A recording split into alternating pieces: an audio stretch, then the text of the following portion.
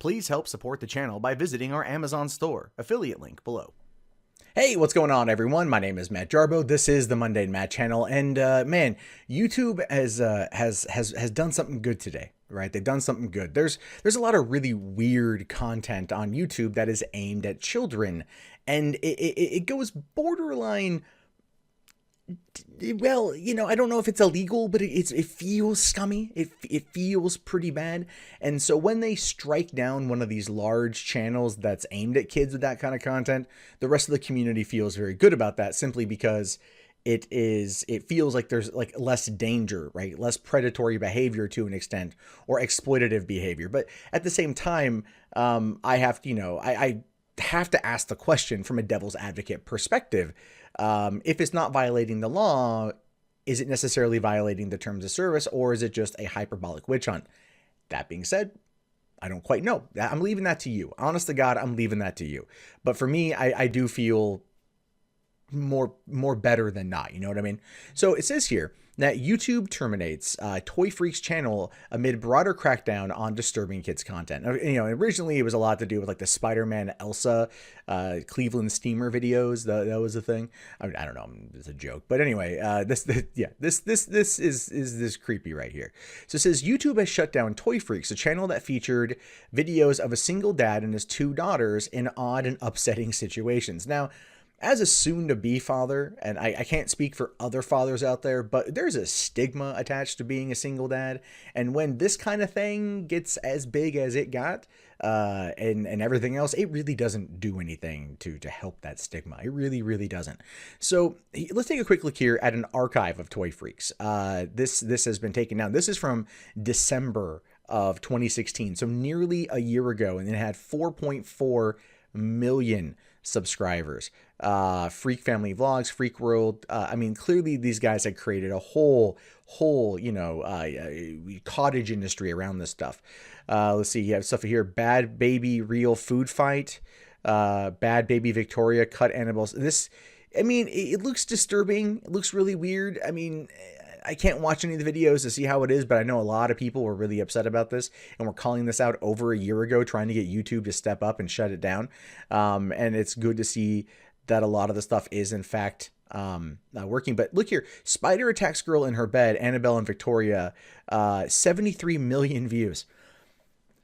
This is one of the biggest problems when it comes to these type of channels, is you look at the view counts of those videos and the rabid fan base of these people, and you're like, wow, you can see why they were enabled to keep going further with it. Same with Daddy of Five from earlier this year. The content they put out was crazy, and it was definitely child abuse, but because no one called them out for it specifically and people liked it and kept pushing for more and more and more and more and more, they kept going harder and crazier, especially against Cody, causing serious trauma to the kid because of this level of fame. And like I've mentioned before, when you get to this position, when all of a sudden you, being a relative nobody, have all of this attention, it can do some things to you. There's a reason why people in Hollywood turn to addiction of substances, that, whatever it might be, because everything feels so whirlwind and there's all this attention, and it can have some damaging effects.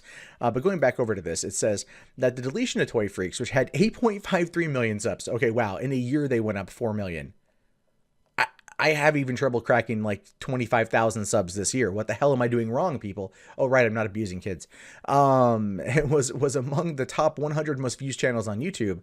Comes as the Google-owned video platform has said it's taking a tougher stance to filter out content inappropriate for kids, saying, "We've terminated the Toy Freaks channel for violation of our policies," a YouTube rep said in the statement. "We will be conducting a broader review of associated content in conjunction with expert trusted flaggers." Now, the trusted flaggers I have a bit of issue with because of the whole YouTube Heroes scenario. So I don't quite know if it's a realistic takedown for realistic, violations of the terms of service, or if it is in fact a targeted takedown by someone with a bone to pick. Look, I have no answer to that, but the Heroes program has always come across to me as being a vindictive takedown machine. And this, whenever time I hear a trusted flagger, my mind immediately goes. So that's on me. But conducting a broader review of the associated content means they're going to be looking into all the other side channels. Because keep in mind, you've got the main channel with 8.53 million. Then you have all of the sub channels, which are going to also have hundreds of thousands, if not millions of subscribers themselves. And those are also going to be earning a revenue. I mean, these people make a lot of money, a lot of money. And again, I have trouble with 25,000 new subs a year. What the hell? What the hell? Anyway, that's just me being being a bit of a bitch on that one. The deletion of the Toy Freaks channel was spotted earlier by TubeFilter. The move comes after YouTube last week disclosed new policy to more proactively restrict content deemed unsuitable for children from being accessible by the YouTube Kids app. That followed reports of videos appearing on YouTube Kids that are apparently intended for young children, some featuring popular children's characters, which include violent and disturbing imagery. And the aforementioned Spider-Man Elsa videos come to mind. So Toy Freaks was recently ranked the 68th most viewed channel on YouTube, according to Social Blade. The channel featured benign content like nursery rhymes. However, it specialized in gross-out situations as well as activities which many viewers feel border on abuse and exploitation, if not cross the line entirely, including videos of children vomiting and in pain, according to blogger James Bridle, who wrote about the trend of disturbing kids-targeted content on November 6th. And yeah, see, here's the thing: is like pranks, I can see, because kids like to prank one another. They like to have fun with it. But when it comes to this sort of thing, it's no vomiting and in pain. I don't want to see that.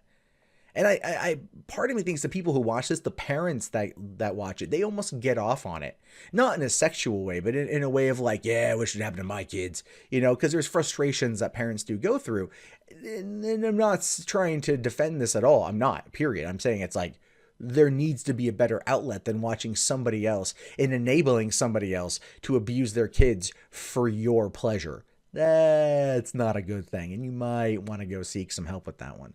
So Toy Freak's highest viewed video was Bad Baby Real Food Fight Victorian Annabelle and Freak Daddy Toy Freak's Family, which had 622 million views. When I looked at it from a year ago, it had 73 million. What in the hell? Dude, the guy made so much money off that video, he could have bought probably a couple houses. Like, that's insane. And yet I still have trouble getting more than 25,000 new subscribers a year. What am I doing wrong, people? Tell me, what am I doing wrong? Saying here, we take child safety extremely seriously and have clear policies against child endangerment, the YouTube rep said.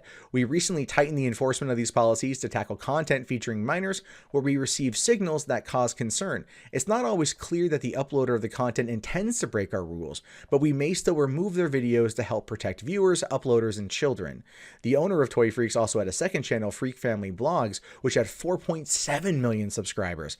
As of Friday, all the videos on that channel have been removed except for one showing multicolored lobsters. Basically meaning when that main video went down, the main channel went down, everything else went down too, in an attempt to protect people from going and watching it and coming to some odd conclusions. This is something that Daddy of Five tried to do back in April when that whole thing went down. They very much were trying to hide everything, but the internet did, they jumped in there. They jumped in and they archived everything. And trust me, people out there made a lot of money making YouTube videos in response to this. And this is one of those situations as well where, yeah, it's clearly a thing. My girlfriend is pushing me to start a daddy vlog for when we have a kid. And because I'll be a stay-at-home dad, first-time dad, I'll be a stay-at-home dad. I literally have like no idea what the hell I'm doing.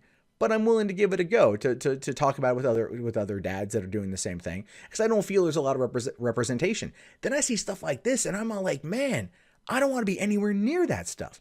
Like, the most I would do is be like, I'm at the store looking for diapers and other things for my kid and maybe making some weird jokes about what we got now for kid stuff or whatever. I don't know. But this is when I see this kind of stuff for how popular and crazy it gets, I get legitimately a little bit fearful. Not that I'm going to do anything bad, but it's like the implications of if there's a misstep and people start saying, oh, you're doing something bad to your kids. This is the problem with this kind of society, with this kind of situation. As I pointed out before, when you go from being pretty much just your average everyday Joe, a nobody. And that's not a bad thing, by the way. And you all of a sudden become this instant celebrity online with millions and millions of fans. There's a pressure there. There's a pressure to keep up with it, keep up with the Joneses, so to speak, to keep moving forward, to keep being bigger and bolder and crazier.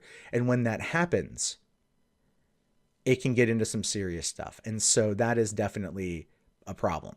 So we'll have to wait and see what happens from this extra investigation, whether or not Freak Family Vlogs is going to be gone forever, whether or not Toy Freaks will return, but having serious restrictions levied upon it, or what's going to happen to other YouTubers out there that deal in this kind of content because of how popular it is. I don't know, but I'm curious to know what you guys think, so definitely let me know. Hey guys, that wraps up this video. If you'd like to leave a comment, please do so below. I love to read your guys' input. Be sure to hit that thumbs up button. It really does help me in the YouTube algorithm. If you want to support the channel, there's the Amazon affiliate store, there's PayPal, there's Patreon, there's Bitcoin. And if you're bored and you want something else to watch, check out 3 Buck Theater up here. My name is Matt Jarbo. I will talk to you guys later. Have yourself a wonderful day. Peace out.